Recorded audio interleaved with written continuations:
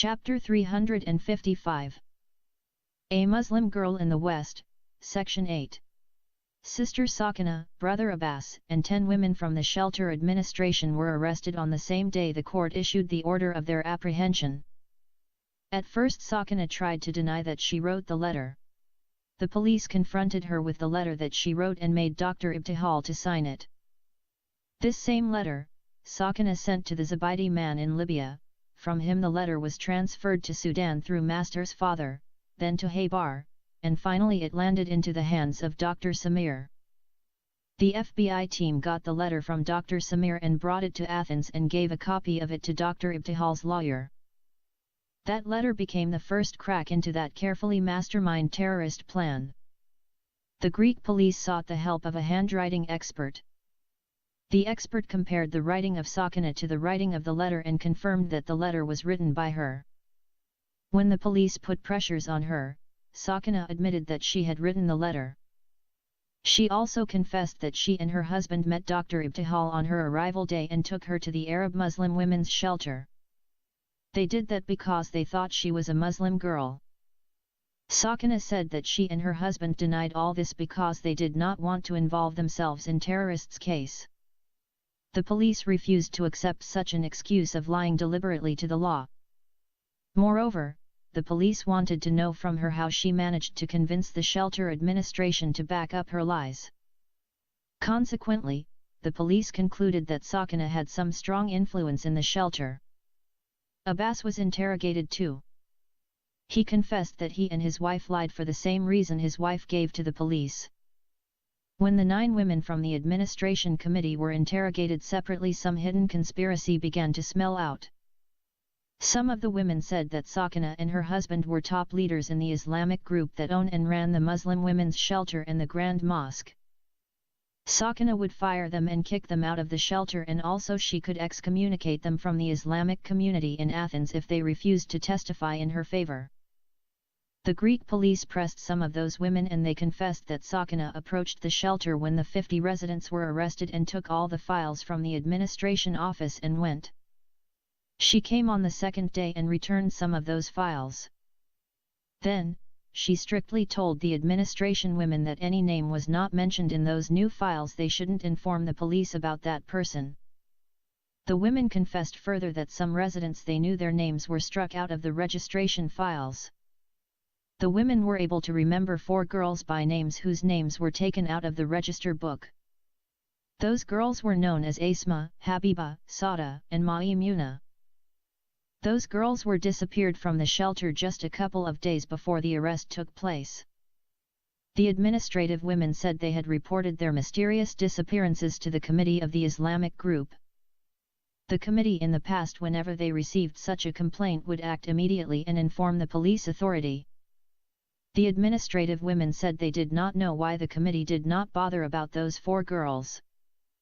Those 4 girls' names were among those names, which were removed from the registration book. The confessions of those administrative women led to the arrest of the entire members of the Islamic group committee.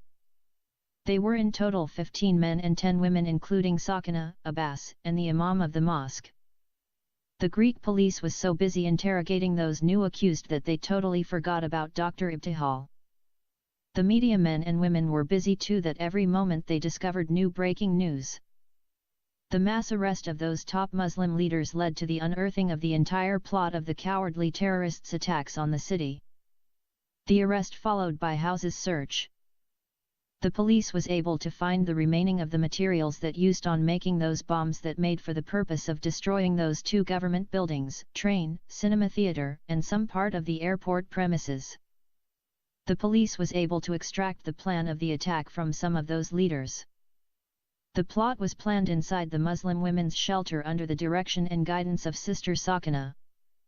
The top committee of the Islamic group later on approved the plan.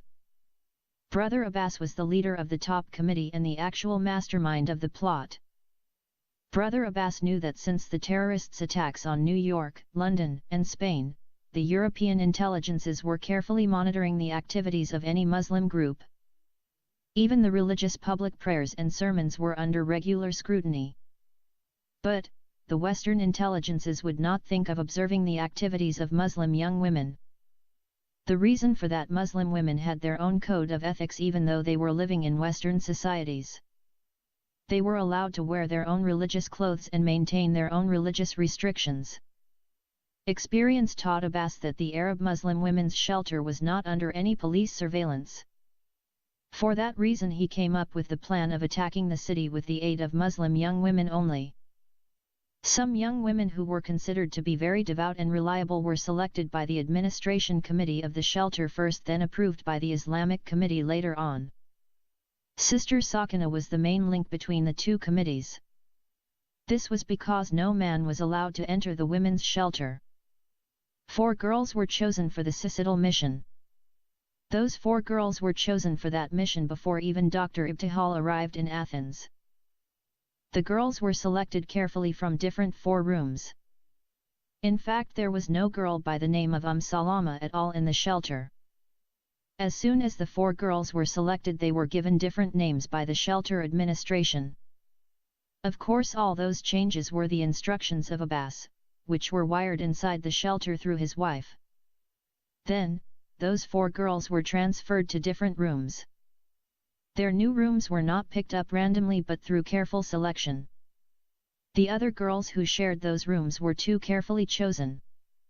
They were told to call their new roommate by the name she was named by the committee. Those roommates were strictly told that no one outside the shelter should know those new names. Brother Abbas decided to change the names of those girls for the possibility of having a spy in the shelter being planted by the police. He always mistrusted girls came from Lebanon, Iraq, Sudan, and Egypt because some Arabs in those countries still were Christians. He came up with the idea of changing the names. If a spy girl informed the police, the shelter would say there was no girl by that name. The roommates would also deny the existence of that girl.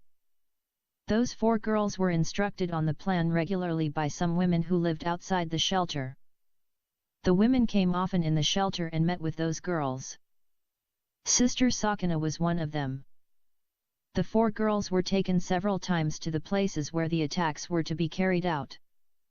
2 days prior to the attacks, the girls were transferred to the house of Abbas and Sakina. On the attacks day, the 4 girls were given the cars that loaded with explosive devices.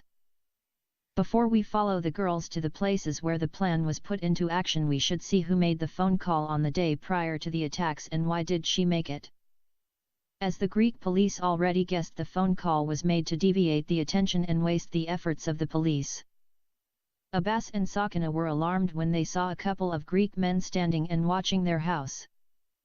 In fact, the Greek police was monitoring the daily activities of all male leaders of the Islamic group before the plan was made.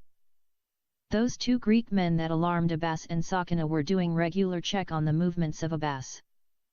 In order to keep them away from their house, Abbas told his wife to go to the shelter and make that phone call.